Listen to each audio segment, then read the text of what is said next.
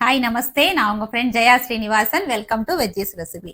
இன்னைக்கு நம்ம veggies recipe கிச்சன்ல பாசி பருப்பு வச்சு நம்ம ஒரு இட்லி ரெசிபி பண்ண போறோம். இது பிரேக்ஃபாஸ்ட் அல்லது டின்னர் ரெண்டு டயத்துக்கும் நம்ம யூஸ் பண்ணிக்கலாம். இதுல மெயின் விஷயம், இம்பார்ட்டன்டான விஷயம் என்னன்னா, இது ரைஸ் கிடையாது. ரைஸ் யூஸ் பண்ணாம ஒரு இட்லி பண்ண போறோம். பொதுவா நம்ம 3 நேரம் நம்மளோட டயட்ல மேக்சிமம் ரைஸ் தான் சேர்த்துக்கிறோம். நிறைய பேருக்கு அந்த ரைஸ் அவாய்ட் பண்ணணும் அப்படிங்கிற ஒரு எண்ணம் இருக்கும் இல்லையா? ஸோ அவங்களுக்கு இது ரொம்ப கரெக்டான ஒரு ரெசிபியா இருக்கும். டயபெட்டிக் பீப்புள் இருப்பாங்க, அவங்களும் ரைஸ் சாப்பிடக்கூடாதுன்னு நினைப்பாங்க. அவங்களுக்கும் இது ஒரு பெஸ்ட் ரெசிபியா இருக்கும். நல்ல டேஸ்டி அண்ட் ஹெல்தியான ஒரு ரெசிபி. ஃபர்ஸ்ட் டைம் சேனலை பாக்குறீங்கன்னா ப்ளீஸ் சப்ஸ்கிரைப் பண்ணிக்கோங்க. பெல் ஐக்கானை கிளிக் பண்ணி வச்சிட்டீங்கன்னா டெய்லி நான் போடக்கூடிய எல்லா வீடியோஸும் குவிக்கா உங்களுக்கு ரீச் ஆகும். வாங்க ஈஸியா எப்படி பண்றதுன்னு பார்க்கலாம். சூப்பர் டேஸ்டியான இட்லி நம்ம ரெடி பண்ணிட்டோம். இது எப்படி இருக்கு நம்ம செக் பண்ணி பார்த்துடலாம். செம்ம சாஃப்டா இருக்குங்க. பிக்கும் போதே பாருங்க எவ்வளவு நல்லா பஞ்சு பஞ்சா இருக்கு. லேசா சட்னி தொட்டு சாப்பிட்டு பார்க்குறேன். செம்ம சூப்பரா இருக்குங்க. அவ்வளோ நல்லா டேஸ்டா இருக்கு. இந்த பருப்பு, இந்த இஞ்சி அதெல்லாம் வாயில வரும்போது ரொம்ப நல்லா இருக்கு. 1 கப்பு வெள்ளை உளுந்து, உருட்டு உளுந்து எடுத்துட்டு இருக்கேன். 1 கப்பு பாசிப்பருப்பு. எந்த கப்ல உளுந்து எடுத்துக்கிறீங்களோ அதே கப்ல பாசிப்பருப்பு ரெண்டையும் சேர்த்து நல்லா வாஷ் பண்ணிட்டு ஒரு 3 மணி நேரத்துக்கு நம்ம ஊற வச்சுக்கலாம். நான் பாசிப்பருப்பையும் உளுந்தையும் நல்லா வாஷ் பண்ணிட்டு 2 மணி நேரம் நல்லா ஊற வச்சிருக்கேன். பாருங்க நல்லா ஊறிடுச்சு. அது மிக்சியில போட்டு நைஸா அரைச்சிட்டு அதுக்கப்புறம் உங்களுக்கு நான் காமிக்கிறேன். பாருங்க மிக்சியில அரைச்சி எடுத்துக்கிட்டேன். கன்சிஸ்டன்சி பார்த்துக்கோங்க. அப்படி ஃபோல்டிங் மாதிரி விழுது பாத்தீங்களா? இந்த மாதிரி கன்சிஸ்டன்சில அரைச்சிக்கணும். ரொம்ப நிறைய தண்ணி ஆட் பண்ணிடக்கூடாது. ஏன்னா மாவு ரொம்ப தண்ணி ஆச்சுன்னு வச்சுக்கோங்களேன், நமக்கு இட்லி பண்ண வராது இல்லையா? பாருங்க இந்த மாதிரி நல்லா சாஃப்டா இருக்கணும் மாவு. இந்த மாதிரி அரைச்சி எடுத்துக்கணும். இது ஃபர்மெண்ட் ஆகட்டும், நம்ம பார்க்கலாம். நேற்று நம்ம மாவு அரைச்சி வச்சிருந்தோம் இல்லையா? ஃபர்மெண்ட் ஆகிறதுக்கு வச்சிருந்தோம். எவ்வளவு சூப்பரா ஃபர்மெண்ட் ஆயிருக்கு பாருங்க. நான் உங்களுக்கு காமிக்கிறேன். பவுல நல்லா அழகா தெரியுது. இவ்வளோ நல்லா வந்திருக்கு. இப்போ நான் இந்த மூடி திறந்தும் காமிக்கிறேன் பாருங்க. இந்த மூடி மேலேயுமே தெரியுது நல்லா உங்களுக்கு. பாருங்களேன் இவ்வளோ அழகா இருக்கு. இப்போ நான் அந்த மூடியை திறந்து காமிக்கிறேன் பாருங்க.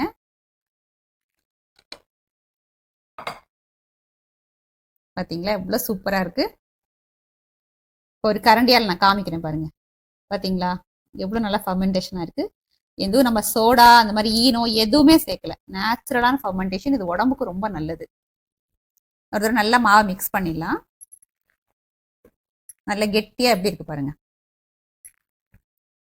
கரெக்டா இருக்கு பாருங்க. இந்த மாதிரி நல்லா மாவை மிக்ஸ் பண்ணிக்கணும்.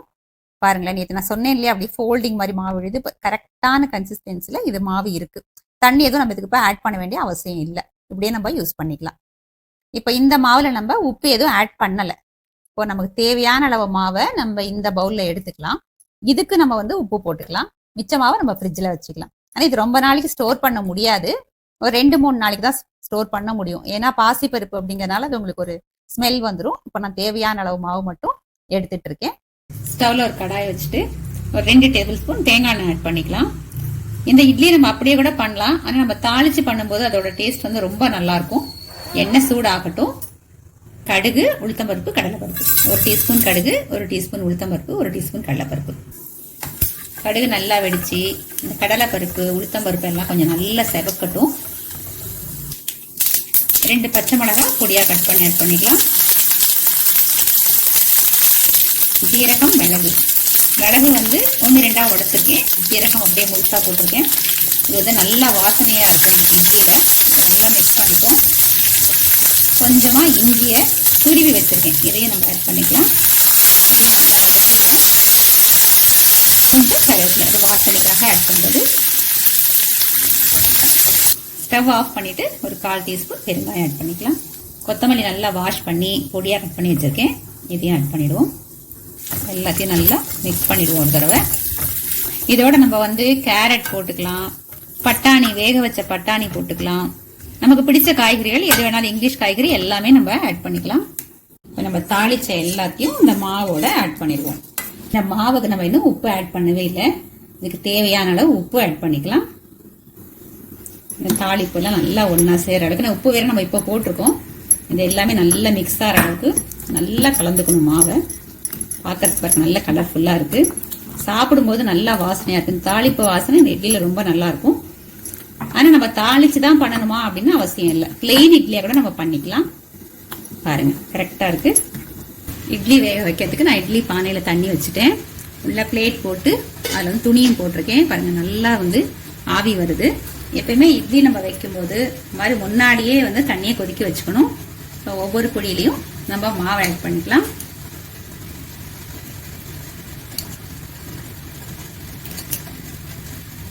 இந்த மாவுக்கு ஒரு 10 இட்லி வரும். நம்ம இன்னைக்கு எடுத்து வச்சிருக்கோம் இல்லையா, இந்த மாதிரி ஒரு பெரிய சைஸ்ல இருக்கிறதுக்கு 10 இட்லி வரும். இப்போ நம்ம மூடி வச்சிருவோம். இப்போ இந்த இட்லி வேகிறதுக்கு 8லேருந்து 10 நிமிஷம் ஆகும்.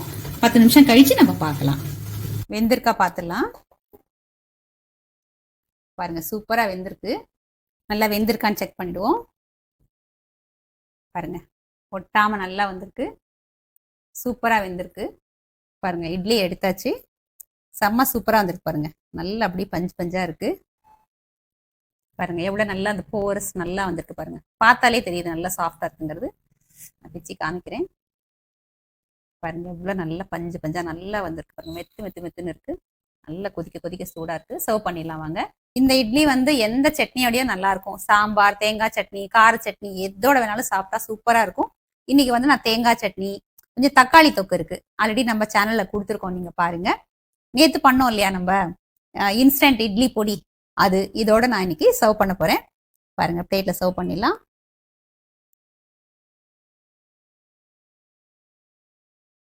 செம்ம சூப்பரா இருக்குல்ல, பாக்குறதுக்கே நல்லா இருக்கு. இட்லி மேல கொஞ்சம் நல்லெண்ணெய் போட்டுக்கலாம். சூப்பரா இருக்கும், நல்லா சாஃப்டா இருக்கும். அதே மாதிரி இந்த பொடியிலையும் கொஞ்சம் எண்ணெய் ஆட் பண்ணிட்டு நல்லா மிக்ஸ் பண்ணிட்டு இந்த பொடியோடையும் தேங்காய் சட்னியோடையும் இந்த தக்காளி தொக்கோடையும் சாப்பிடும்போது அட்டகாசமா இருக்கும். இதோட லிங்க்கும் வந்து நான் உங்களுக்கு கொடுக்குறேன், நீங்க செக் பண்ணி பாருங்க. இது 6 மாசம் ஆனாலும் இந்த தக்காளி சட்னி வந்து கெட்டு போகாது. நமக்கு எல்லா டிஃபனுக்கும் ரொம்ப யூஸ்ஃபுல்லா இருக்கும். சூப்பர் டேஸ்டியான இட்லி நம்ம ரெடி பண்ணிட்டோம்.